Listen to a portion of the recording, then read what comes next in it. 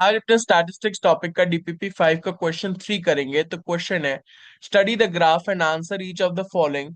तो अपने को एक ओजाइव दिया हुआ है और उसके रिस्पेक्टिव में कुछ क्वेश्चंस बोले हैं। तो क्वेश्चंस है, चार पार्ट है। पहला है नेम द कर्व प्लॉटेड, दूसरा है टोटल नंबर ऑफ स्टूडेंट्स, तीसरा है द मीडियन मार्क्स और चौथा है number of students scoring between 50 and 80 marks.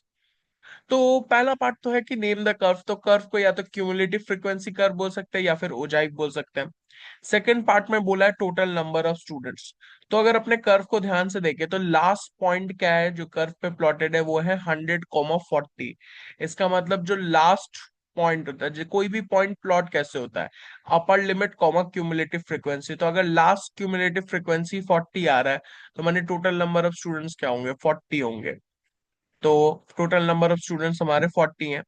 Next अपने को मीडियन मार्क्स मांगा है। तो अपने को पता है अगर 40 स्टूडेंट्स है तो 40/2, 20th ऑब्जर्वेशन पे अपने को मिल जाएगा कि कितने ये है, करस्पॉन्डिंग जो होगा उसमें अपने को मीडियन मार्क्स मिल जाएगा। तो 20 से अगर अपने देखें, ग्राफ पे भी ऑलरेडी बनाया हुआ है कि 20 से अगर कर्व पे जो लाइन जा रहा है पैरेलल टू एक्स एक्सिस, जब उसको परपेंडिकुलरली ड्रॉप कर रहे हैं अपने एक्स एक्सिस पे, तो कितना आ जा रहा है वो 50 और 60 के बीच में, 55 के बाद में है। तो अप्रोक्सीमेटली 56 57 होगा। तो यहाँ पे अपने मीडियन मार्क्स 56 कंसिडर करके रखें। फिर नेक्स्ट पार्ट में बोला है कि number of student scoring between 50 and 80 marks. तो 50 मार्क्स तक कितने बच्चे लाए हैं, अगर अपने देखे तो 50 मार्क्स तक 12 स्टूडेंट्स लाए हैं, क्योंकि 50,12 है। और 80 मार्क्स तक 37 स्टूडेंट्स लाए हैं।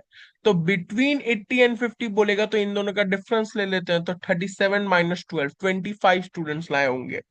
तो हम लोग चारों पार्ट सॉल्व कर लिए। पहला पार्ट का आंसर है ओजाइव या फिर cumulative frequency curve, second part का 40, थर्ड पार्ट का 56 और फोर्थ पार्ट का 25। तो ये हम लोग के आंसर्स हो गए।